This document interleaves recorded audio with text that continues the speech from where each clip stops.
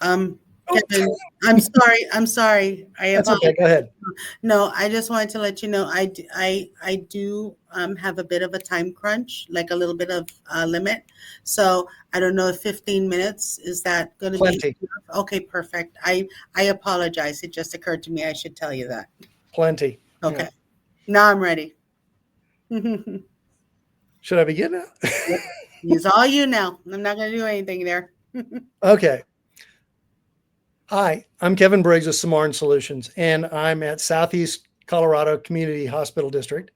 It's a small rural hospital and critical care, critical access hospital in southeastern Colorado. And my company has been providing at the elbow support for their Cerner implementation. Tasha Brooks, who we'll mention in our conversation, has been here on site. And one of the folks who she's been helping is Dr. Janette Javier. Welcome. Thank you. So, what I was hoping to ask you is kind of describe the situation you guys found yourself in a little bit as you began to do the implementation. Uh, what challenges that presented, uh, what obstacles that put in your path, and what happened when Samarn and Tasha showed up, and how have we been able to help? Uh, can you kind of describe what it was like? As I understand it, you guys were doing everything you could possibly do, including a renovation and a staff turnover, and do an EMR conversion, all at the There, same time. there was definitely a lot going on at the time, and we weren't. It seems like everything was happening all at once. We were in the middle of a hospital renovation. We did have some significant, in the sense that we um, lost a provider. So we had that happening as well, and around the same time we had a change in leadership, and then we had an EMR conversion. So there was quite a bit going on, and maybe not all at the same day, but certainly kind of layered, you know, over time. Nonetheless, any one of those is enough to consider huge. So having all of those happen at once was there was a lot to chew right there. That Yeah, that's a large bite to swallow. yeah, absolutely. So our conversion was in September of last year, Mm-hmm. and we had go live about mid-September, and we had people who onboarded us, working specifically with providers and with um, with pretty much all the staff in the facility.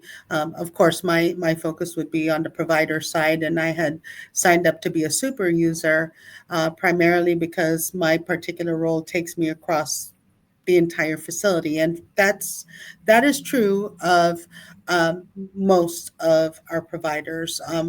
The three of us at the time um, did work at the clinic, the hospital, um, the ER, the nursing home.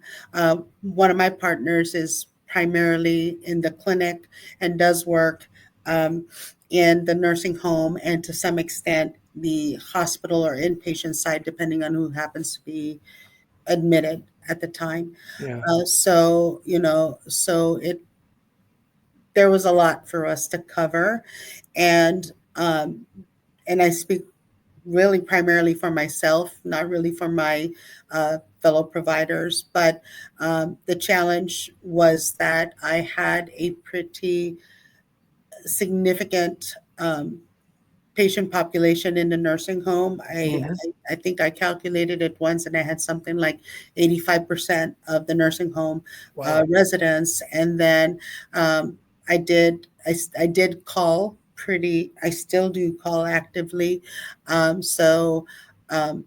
was in the ER, several times a month. And then I have a pretty busy patient population. And, unfortunately, um, you know, I will have several people in the hospital that I round on as well. So, you can only imagine how busy my day is in any given time. Absolutely. And so I don't, I, at least for me, I felt that the people who are training us providers maybe were a little ill-equipped to understand the Mhm. extent of our work, like how varied our work day was.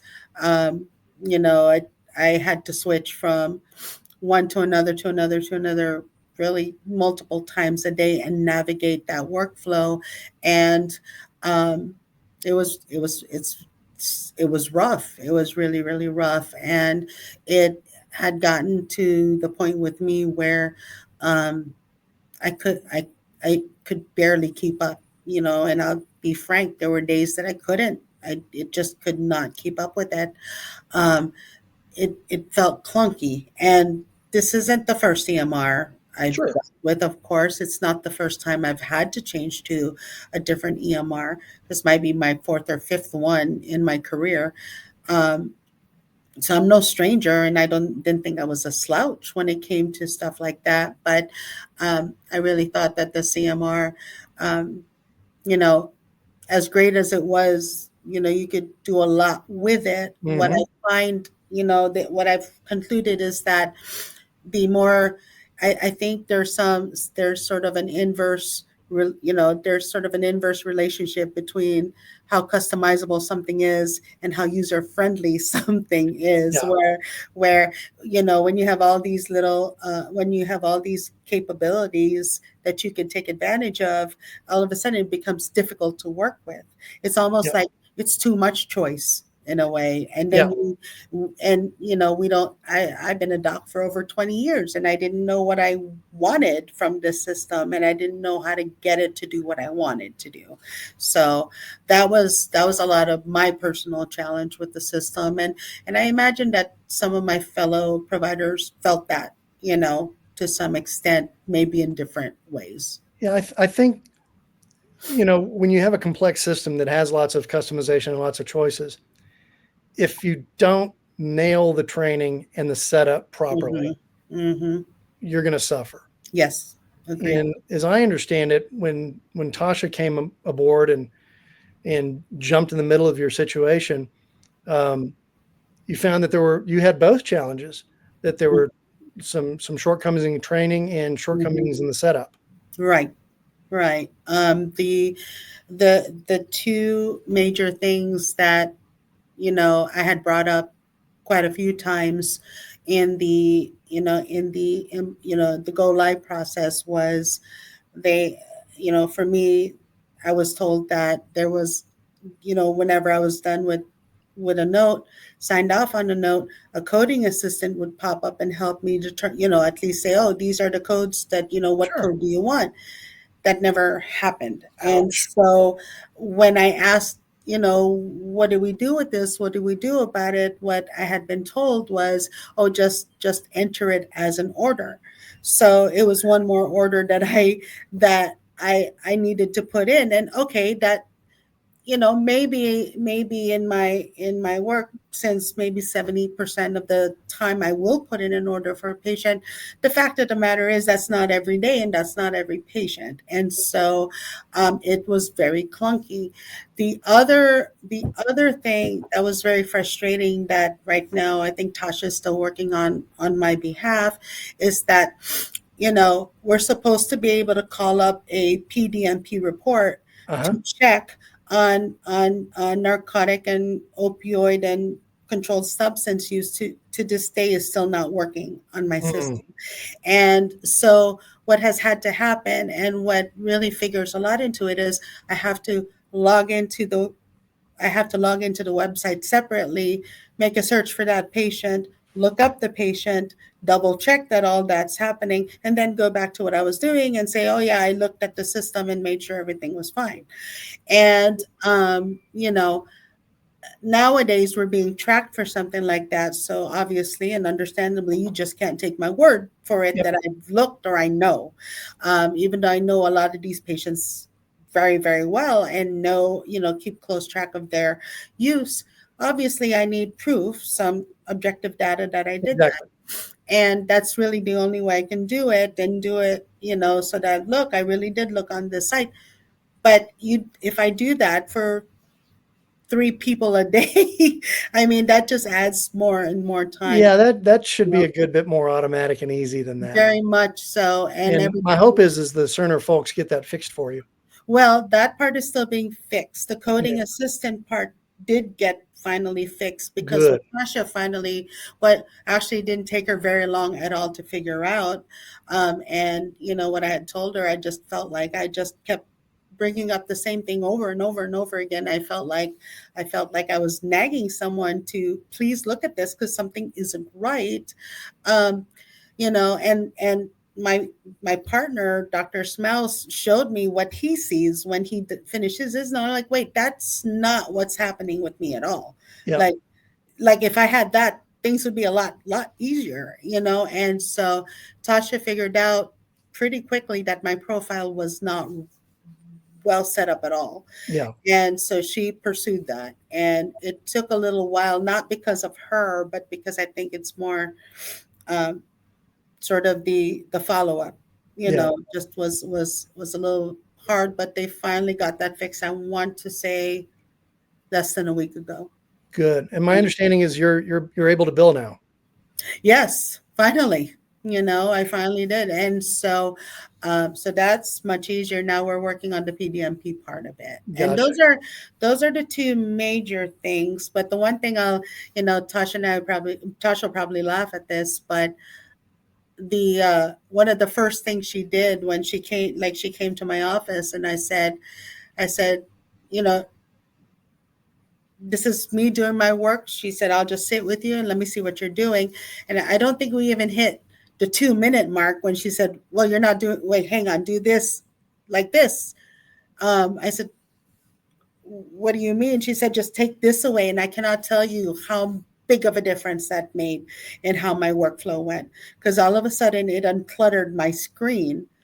And I wish somebody said that to me in the very beginning, because I probably did 40% too many clicks. Like She can be so valuable at the elbow. oh yeah, I mean honestly, if you are speeding up, you know, you've like doubled your speed in your work, that's huge. And so so I said, you've been here barely 5 minutes and you helped me like polish that up, and that was tremendous. And so things are a lot faster. And she even said, we can actually kind of track how fast you can click through that, and it's much much better now. And I said, well, if I'd known that, I'd spend a lot less time on the computer or taking home work. Yeah. And and maybe I can have a free weekend every once in a while. Well, So wouldn't that be nice? that would be great. Well, I'm glad she's been so helpful for you, Hmm. Hmm. and I'm glad that we can pitch in a little bit. I know we've just got about a minute left, Sure. but I wanted to ask you, for Hmm. those folks who don't really have an understanding of what medicine is like in a rural setting as opposed to an urban setting, Hmm. from your perspective, what are the big takeaways that would be helpful for people to know about the Sure. differences? Well, I will tell you that my background, actually, I did my training in Denver, in a Hmm. suburb of Denver at Swedish Medical Center. That's a Yep. level 1 trauma center. And I did my residency there. I worked there post residency, and I worked as a hospitalist for a number of years before coming here. I'm family medicine trained, but I was able to work as a hospitalist over Yeah. there. So I've had the privilege of working both sides of, I mean, basically both ends of a spectrum of medicine, where you pretty much had everything available to you, Hmm. to being left with you and your ability to be resourceful and working with the staff that you have. And both extremely different situations, both very valuable learning opportunities.